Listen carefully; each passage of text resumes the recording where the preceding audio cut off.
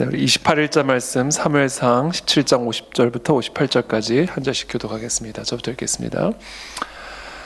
다윗이 이같이 물매와 돌로 블레셋 사람을 이기고 그를 쳐 죽였으나 자기 손에는 칼이 없었더라.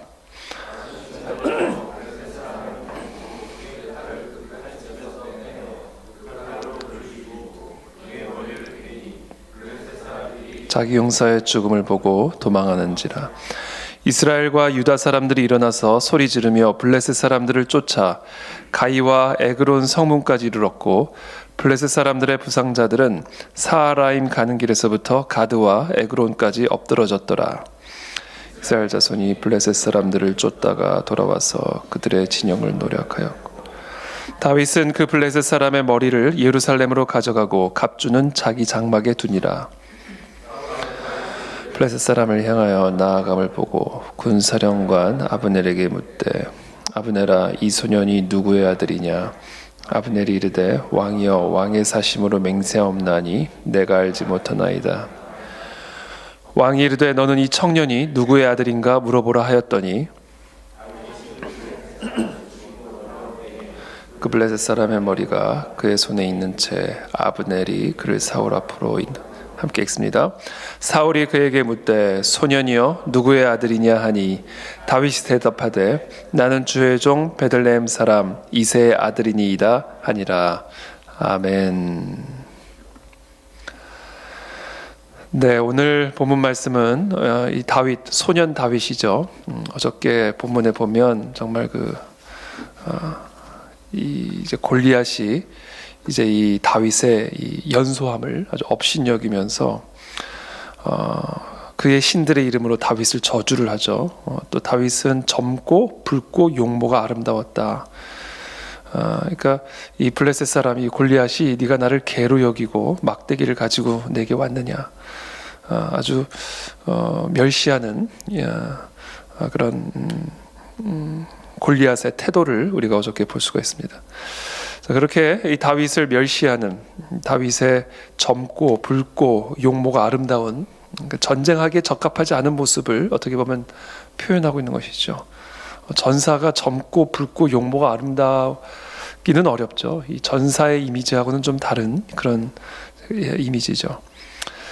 그런 젊고 붉고 용모가 아름다운, 어떻게 보면 고와 보이는, 전쟁에는 적합해 보이지 않는 이 연소한 젊은 다윗이 이 돌멩이를 가지고 이 블레셋 최고의 전사 이 골리앗 앞에 나타났으니, 이스라엘 사람들이 보기에도 그렇고 또 골리앗이 보기에도 그렇고 얼마나 하찮고 또 어처구니가 없는 겨자씨 같은 그런 모습입니까? 정말 산 같은 문제 앞에 서 있는 이 겨자씨, 이게 지금 이 다윗의 모습이라고 말할 수가 있습니다. 근데 이 겨자씨 안에 이 돌만 있는 게 아니라 믿음이 있었다. 이게 다윗입니다. 겨자씨 같은 이 다윗 안에 믿음이 있었다. 그때 이 겨자씨 같은 믿음이, 이 겨자씨 안에 있는 이 믿음이, 이 겨자씨 안에 있는 이 생명, 이 믿음이 이 산 같은 골리앗을 그냥 단숨에 쓰러뜨리는 모습이 어제 본문 또 오늘 본문에 기록이 되어 있는 겁니다. 여러분, 저와 여러분들은 이 산 같은 문제 앞에 정말 이 다윗처럼 젊고 붉고 용모가 아름다운 것처럼 어떻게 보면 연약하고 하찮아 보이는 그런 존재에 불과합니다. 우리는 지금 우리 앞에 있는 골리앗 앞에서 우리는 정말 겨자씨 같은 존재죠. 저와 여러분들 앞에 지금 어떤 골리앗이 서 있는지는 제가 모르겠습니다만, 그것이 어떤 문제든 그것은 뭐 변함없이 동일하게 다 골리앗이죠. 그 골리앗 앞에서 우리는 다 어떻게 보면 겨자씨 같은 그런 존재입니다. 그래서 저와 여러분들이 오늘 이 새벽에 점검해야 될 것은, 내가 겨자씨냐 아니냐 이걸 따질 문제가 아니고요, 내 앞에 서 있는 게 골리앗이냐 아니냐 이걸 따질 게 아닙니다. 우리는 다 골리앗 앞에 서 있고요, 골리앗 앞에 서 있는 우리는 다 겨자씨입니다. 모양은 다르고 종류는 다를지 모르지만 우리는 동일하게 다 골리앗 앞에 서 있는 겨자씨고, 겨자씨 앞에 서 있는 골리앗, 그것 앞에 우리는 염려하고 근심하고 두려워하고 있는 것이죠. 근데 오늘 이 다윗 안에는 그 믿음이 있었다는 겁니다. 어저께 보면 너는 칼과 창과 단창으로 내게 나아거니와 나는 만군의 여호와의 이름 그 네가 모욕하는 이스라엘 군대 하나님의 이름으로 네게 나아가노라. 하나님의 이름으로 나아가노라. 예수 그리스도의 이름으로 내가 나아가노라. 오늘 여호와께서 너를 내 손에 넘기시리니 내가 너를 쳐서 네 목을 베고 블레셋 군대의 시체를 오늘 공중의 새와 땅의 들짐승에게 주어 온 땅으로 이스라엘에 하나님이 계신 줄 알게 하겠고, 온 하늘과 땅의 모든 권세를 가지신 분이 바로 우리 여호와 하나님 예수 그리스도의 이름 안에 있음을 내가 온 세상으로 하여금 알게 하겠고, 또 여호와의 구원하심이 칼과 창에 있지 아니함을 이 무리에게 알게 하리라. 여호와의 구원하심은 칼과 창에 있는 것이 아니다. 전쟁은 여호와께 속한 것인즉 그가 너희를 우리 손에 넘기시리라. 이 믿음을 가지고 나간 거예요. 겨자씨 같은 존재라 할지라도 그 겨자씨 안에 이와 같은 믿음이 있으면요, 산을 들어 바다에 던져지게 되는 겁니다. 그러므로 오늘 저와 여러분들이 점검해야 될 것은 내 앞에 서 있는 게 골리앗이냐 아니냐, 내가 겨자씨냐, 이건 따질 문제가 아닙니다. 내 앞에 서 있는 것은 골리앗 맞고요, 나는 겨자씨가 맞습니다. 그렇다면 내 안에 바로 이와 같은, 다윗 안에 있었던 이와 같은 믿음이 있는가, 이것을 오늘 이 새벽에, 그리고 우리 매일 새벽마다 하나님의 나라에 가는 그 순간까지 점검해야 될 유일한 단 하나의 질문이다 하는 겁니다. 저는 하나님이 우리에게 정말 우리가 살아가는 데 있어서 100가지의 진리를 주셨다면 이거 얼마나 보고요. 아침마다 일어나가지고 100가지를 다 점검해야 돼. 체크리스트를 다 점검해야 될 거 아니겠습니까? 아침마다. 그렇죠. 이걸 했나 저거 했나. 근데 하나님은요, 구원받는 길도 딱 하나만 주셨고요, 그리고 구원받는 길이 우리가 이 세상을 살아갈 수 있는 유일한 길임을 라는 것을 가르쳐 주신 거니까 우리는 평생에 이 한 가지 진리만 가지고 살아가면 돼요.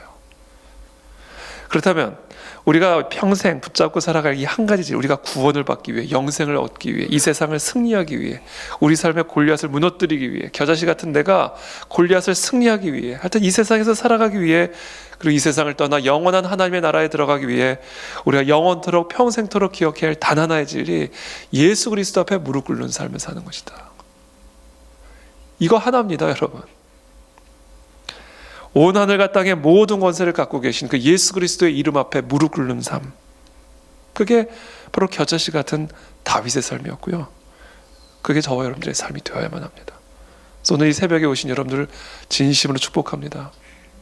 그리고 평생 우리가 아침에 일찍 일어나 예수께 와서 그 예수 그리스도 앞에 무릎을 꿇고 엎드리고 우리의 삶에 놓여진 다양한 골리앗을 향하여 아무것도 염려하지 않고 달려나아가는, 그래서 그 골리앗을 쓰러뜨리는 저와 여러분들의 삶이 되시기를 예수 그리스도 이름으로 축복합니다. 그게 매직 액션이다. 매직 액션. 지난 주일에 말씀드렸죠. 매직 액션. 아무리 문제가 나를 삼키려 들어도 얼음 하면 나를 잡을 수 없는 예수, 그러면 그 문제는 나를 삼킬 수가 없습니다. 예수의 이름, 그러면 이 문제는 나를 삼킬 수가 없습니다. 거기서 칼과 창, 그럼 나를 삼켜버려요. 그러나 거기서 예수, 그러면 이 문제는 도망가 버린다. 쓰러져 버린다. 이게 예수의 이름의 권능. 이거 왜 우리가 뭐가 필요합니까? 아무것도 필요한 게 없다.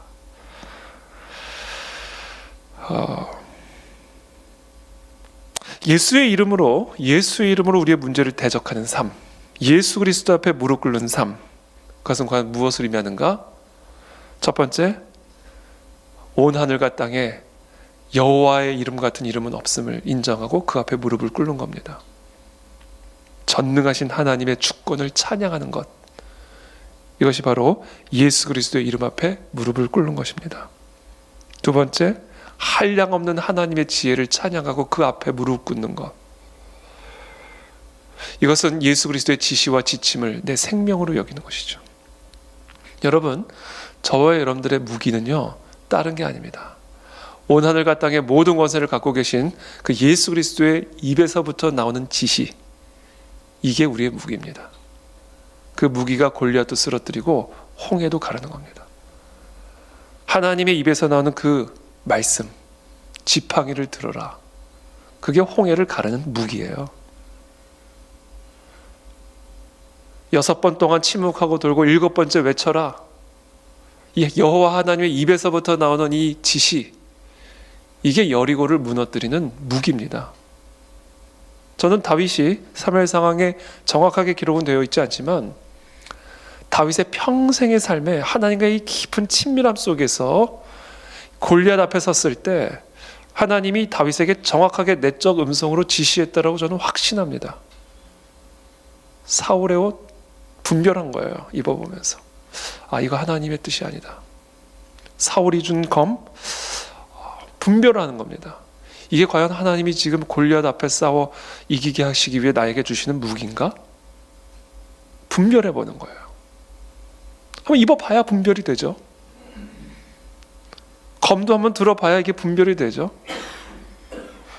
그 사울이 주는 갑옷, 사울이 주는 무기를 들어보면서 분별을 해본 거예요. 이게 지금 하나님이 주신 무기가 맞나 아닌가. 입어보고 들어보니까 내적 음성이 주시는 거야. 그거 아니다. 그거 다 내려놔라. 그거 다 벗어라. 그리고는 다윗 안에 내적 음성이 온 거예요. 참 말도 안 되는 무기죠. 돌, 물매와 돌.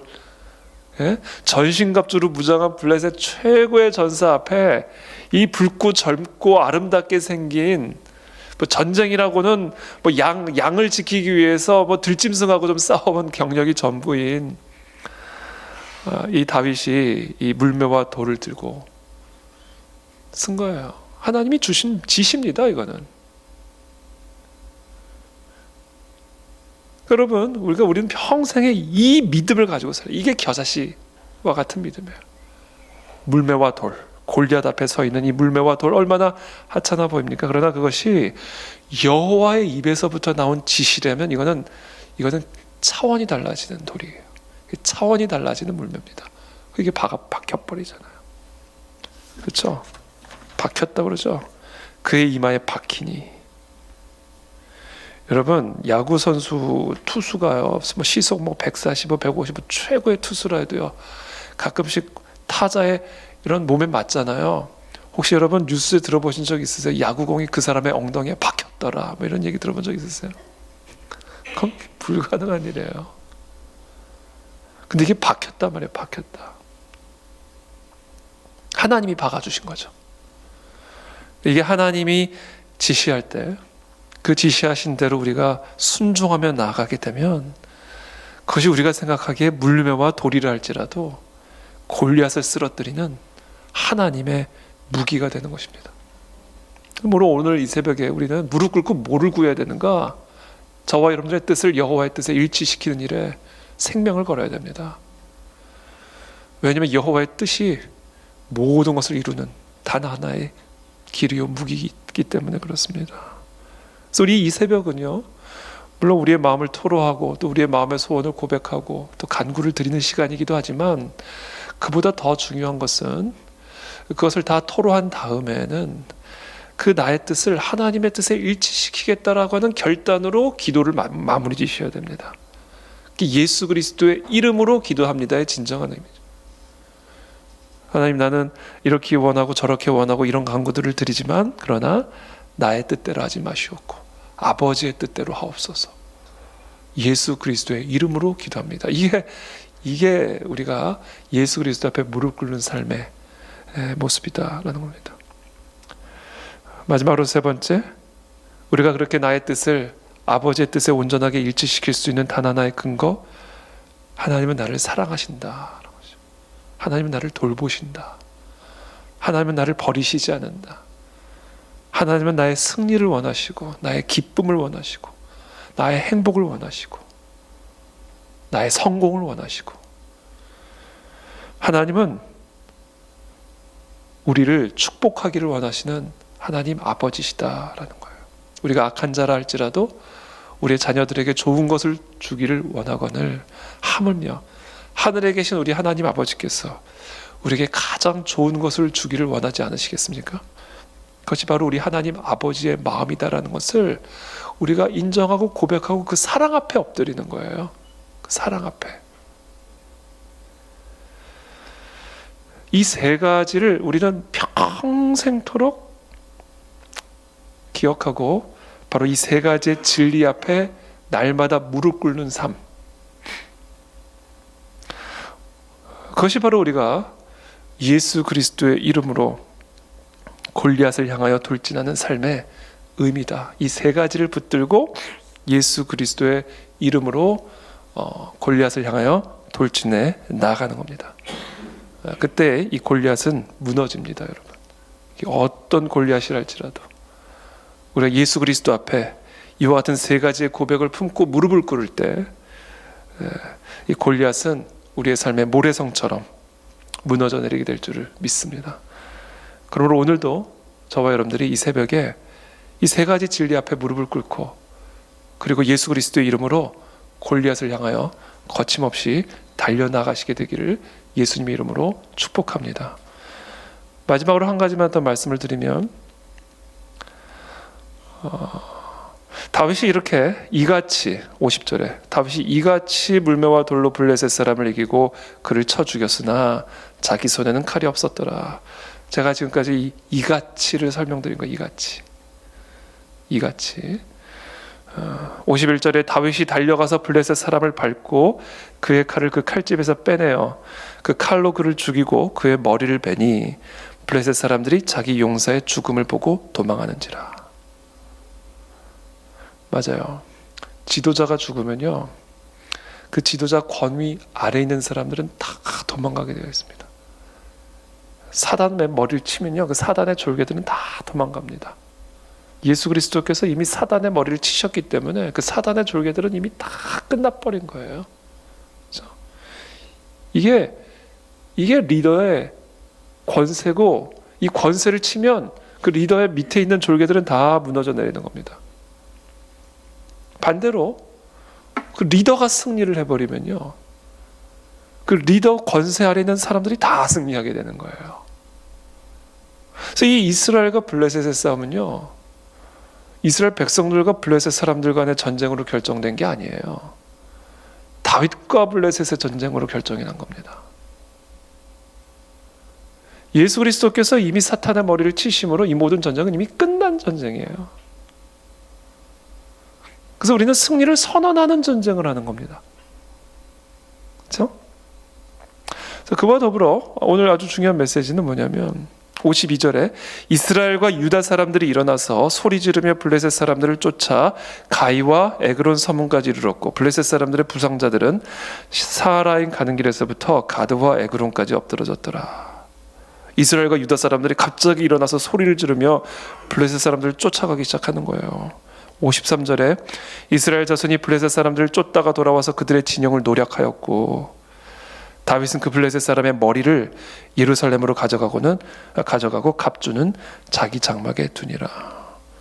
그러자 55절에 사울이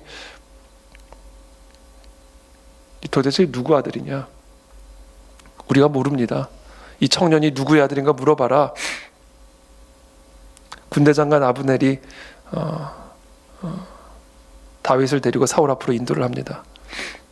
누구의 아들이냐? 그랬더니 베들레헴 사람 이새의 아들이니다. 이렇게 고백을 하죠. 이게 영적인 수문장이죠. 수문장. 제가 지난 우리 에스더 금식 기도회 때도 계속해서 강조드렸고 또 주일에도 나눴지만 한 가정의 수문장이